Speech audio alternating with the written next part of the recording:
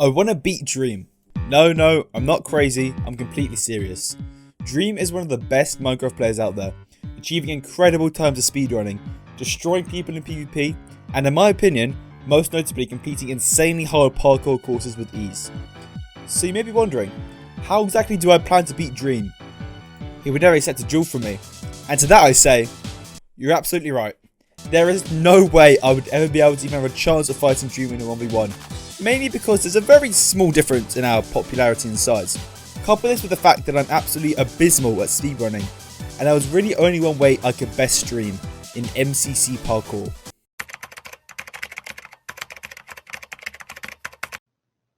Yeah, I forgot the fact that I don't have massive amounts of clout, so I can't join MCC. So let's do the next best thing. This is a recreation of the MCC map, with every jump being identical. Furthermore, this is the exact version of the MCC parkour where Dream got his best ever time, meaning if we beat him on this, we beat his best time ever. So here we can see Dream's attempt in my editing software, 4 minutes and 37 seconds, a pretty good time. And here we have my first attempt. Almost an entire hour. Let me show you what happened.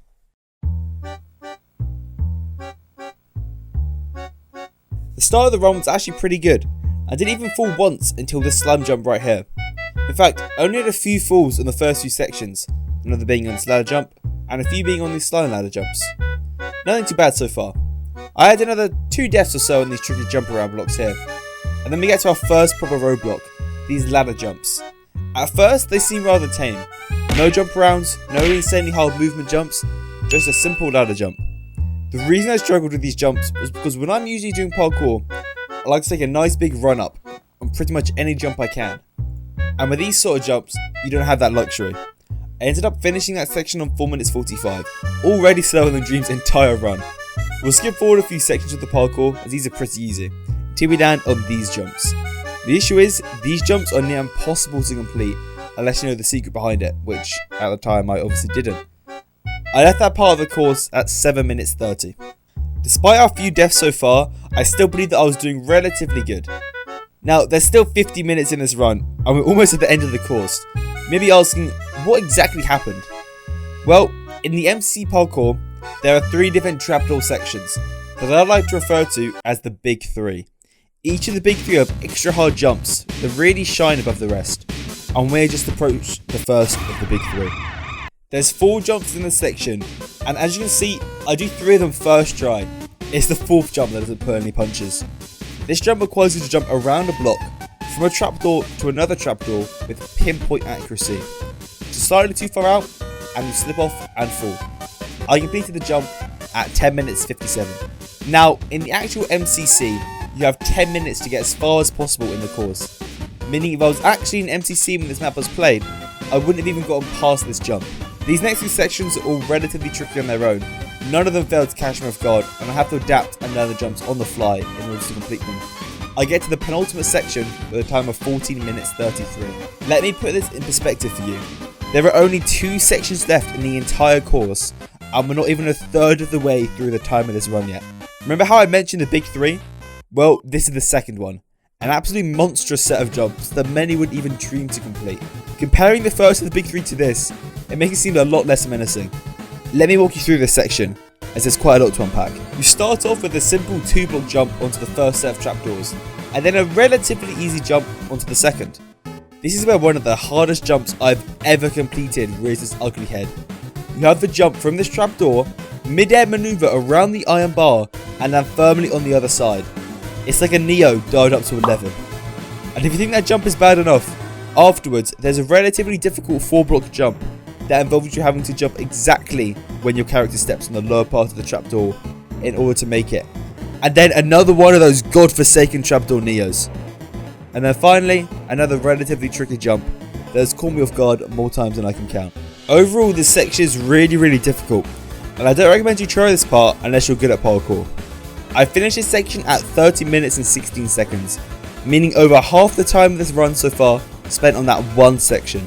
Now, despite this, we still have 27 minutes left to go, and with that, let me introduce you to the last of the Big 3. This tower is so incredibly difficult, so incredibly taxing, that but me completing this tower alone was almost 7 times slower than Dream beating the entire thing. By itself, the tower doesn't look too difficult, just a bunch of trapdoor head hitters. Trust me, it's so much harder than you could ever imagine. After fail, after fail, after fail, and 27 minutes of my time down the drain, I finally climbed to the top to claim my sub 1 hour time. Honestly, I was really close to just quitting then and there after my first run. How was I supposed to make my run 14 times faster?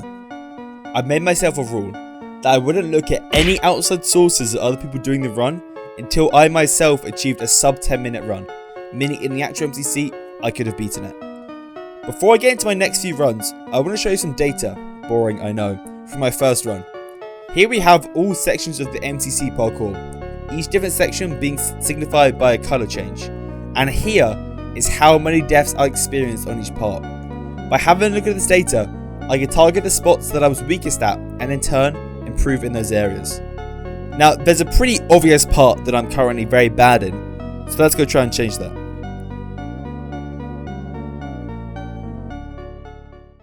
After having a look at the death graph, I realised that pretty much all deaths in the run was to do with the trapdoor sections, also known as the Big 3.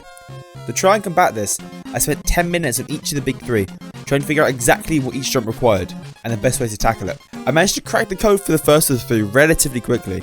By standing in the exact middle of this trapdoor, and running at the right angle, you are guaranteed to land right on the edge of the trapdoor and complete the jump. In the 10 minutes of the second 3, I mainly focused on the trapdoor Neo, as that jump appears twice and is definitely the most demanding. While I didn't have a proper formula for this jump after 10 minutes, I definitely felt a lot more confident in tackling them. The last of the Big 3 is a bit more strange to practice, as it's basically 21 of the exact same jumps completed in succession. I managed to crack the code for these jumps surprisingly quickly. What I would learn soon enough is that the final of the Big 3's deadliest weapon was pressure, something I would realise very soon. I had a few more failed runs, where I completed the majority of the course almost flawlessly before getting up on the second of the Big 3. About 3 more hours of failed runs, I'd be the penultimate section on my second go, leaving me at 8 minutes on the final section. The nerves got the best of me here. In practice, it would take me 2 minutes top to scale the tower. However, now that the pressure was built up and a potential sub 10 minute run was on the line, I choked. Not only did I not achieve the sub 10 minute run, but neither did I achieve a sub 15 minute run, completing the course at 16 minutes. Despite my 8-minute tower run at the end, I was still very happy with my PB, increasing my time by 40 minutes. It was around this time where I started to attempt runs on the stream. As I'm sure many regulars on my chat may tell you, I spent hours grinding away at the parkour and only finished a few times. I spent weeks slowly grinding down my time for a 16-minute all the way to an 11-minute, which again included an abnormally long tower finish due to nerves. Fast forward to a few days later, I'm doing a subathon, hence all the numbers on the screen. I get a run that doesn't seem too far from normal. By this point, I can complete almost all sections flawlessly, and the last 2 sections were the only ones that posed a major threat. In fact, I'd only died once on the ladder jumps upon approaching these jumps, at a time of 4 minutes and 45 seconds. I failed the first jump, naturally, and was set back an entire section for it. For context, I was using a different version of this map that could be used on Minecraft 1.17, as I was streaming and didn't want to change versions. Unbeknownst to me, however, this version of the map had a fatal flaw, a glitch within the checkpoints, and I just suffered a devastating time loss because of it. I got onto the tower at 7 minutes 30, a well-performed run that I knew I could be lost at any moment from my nerves getting the best of me. Somehow, through the pressure of achieving a sub 10 minute run, and my chat cheering me on, I managed to climb to the top of the tower at 9 minutes 30, securing my first ever sub 10 minute run. This was a bittersweet victory. Knowing that I haven't had the glitch happen to me, a sub 9 minute run could have definitely been achievable. Nonetheless, I was more than content with my time and decided that I would take my MCC journey to the next step.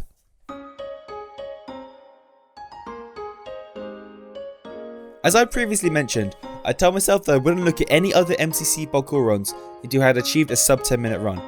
Upon completing this run, I had just unlocked a copious amount of knowledge that would help me shave off minutes of time later down the road. There are 2 runs I studied, of course dream runs of 4 minutes 37, and another run by someone by the name of Perpexia with a time of 4 minutes 30. Hold on, 4 minutes 30? Isn't that better than Dream's time, meaning this guy's already beaten Dream? Well, yes and no. This guy has achieved a better time than Dream on the MCC parkour map, a really impressive time at that. However, the map he played on was actually pretty different to the Dream's map, and I believe that it's different enough as to have Dream's record still stands on the map he completed.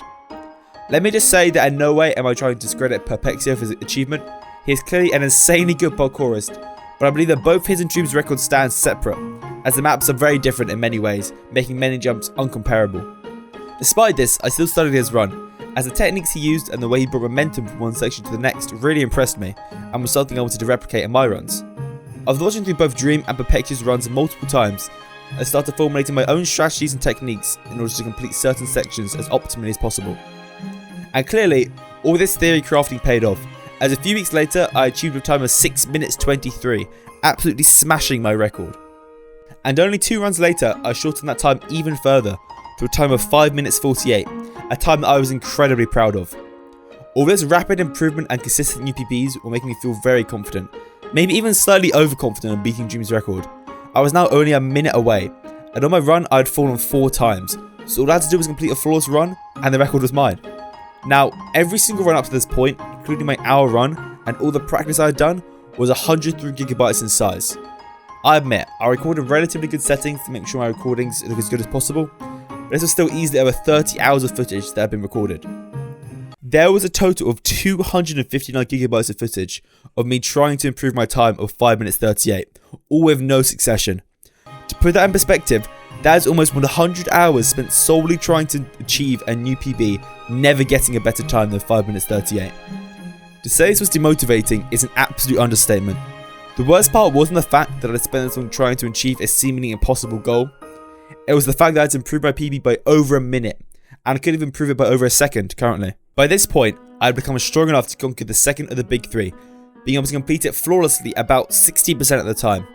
Along with all other jumps added into the equation, I was reaching the final tower on a flawless run about 40% of the time, and all I had to do was complete the tower first try to claim my prize. Well, I say all I had to do. I could in fact, by itself, complete the tower first try about half of the time, meaning realistically I should be doing flawless runs relatively consistently. This would be the case, however, if what I had mentioned earlier didn't exist, the tower's unrelenting pressure it creates to you when you're on a good time. Because of this, I can confidently say I've chucked over 50 completely flawless runs, all to the tower at the end. 50 opportunities to finally beat Dream, all thrown away by my nerves. And then I started a run. The run that would change everything. This run, like all my runs at the time, was largely based on my muscle memory, flawlessing each section relatively quickly. I make it to the first of the big 3 and complete that pesky corner trapdoor jump that had played me once. I stormed through the second of the big 3 on an excellent pace, managing to complete the entire run completely flawlessly. And here it was, the final obstacle, the tower. This run at this point was nothing special, just another one of those 50 runs that were doomed to fail. Or was it? For some reason, I wasn't as nervous as I usually was. I was surprisingly calm. I completed jump after jump after jump on the tower without missing a beat. I was 3 jumps away from completing the run, my time being 4 minutes 28. If I can make these jumps, I would walk away the victor, out of the best MCC parkour time there ever was. At this moment in time, I consider myself to already be the world record holder, and for a single second, I let my guard down. On the final head hitter of the entire tower, I messed up. I fell. I managed to catch myself on a lower trapdoor, meaning the run wasn't completely over, but the damage had been done. Heart racing, hands shaking, I made those jumps quicker than I ever thought possible. After a quick glance at my speedrun clock, all I saw were the numbers of 4 and a 3. I raced towards the finish line as fast as I could, and 4 minutes 38. A second was the difference between me beating Dream, a second faster, and I could finally stop doing this godforsaken parkour and be free. But that'd be too easy. I sat in my chair for a few minutes, genuinely trying to conceive what just happened. I thought maybe the timer could have glitched at the beginning, and I could already have the record, or Dream's time was glitched, and therefore my time was faster. Any excuse that I could possibly conjure up that would make my time the best.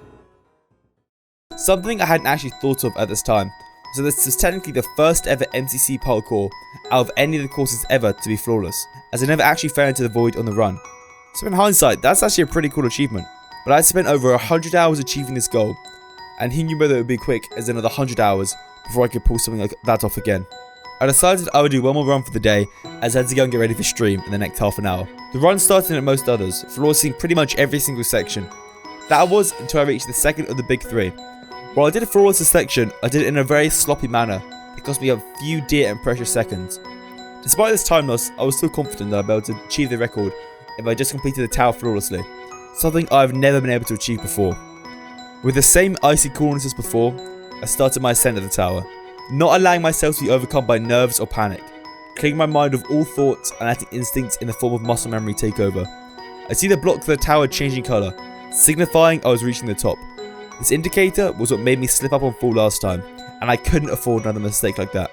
I instead focused harder than I ever had before on each jump, timing it to perfection until I'd done it. I'd actually done it. Hours and hours of hard work have finally led me to this very moment. In all honesty, I didn't see the time I got. I just knew it was faster than dreams to the run, being flawless. I jumped out of my seat in joy. 4 minutes 32, 5 entire seconds faster than dreams time. The amount of joy and relief I felt after beating the course made all the suffering and hard work worth it. I don't regret a single second of it. I'm genuinely super proud of this achievement, mainly because I'm not particularly gifted in the field of parkour, showing for my first time in the course. So let this be a lesson that hard work definitely beats talent, at least in Minecraft. Upon saying that, I must give credit to where it's due. Dream's time was an absolutely incredible time, and I took everything I had to beat it. Furthermore, I firmly stand on my stance that Dream is an incredibly talented parkourist, much more so than I am, and that if he really wanted to, he could probably shorten this time down even further. Also, other MTC competitors, I'm open for hire for training to become a parkour pro just like yours truly.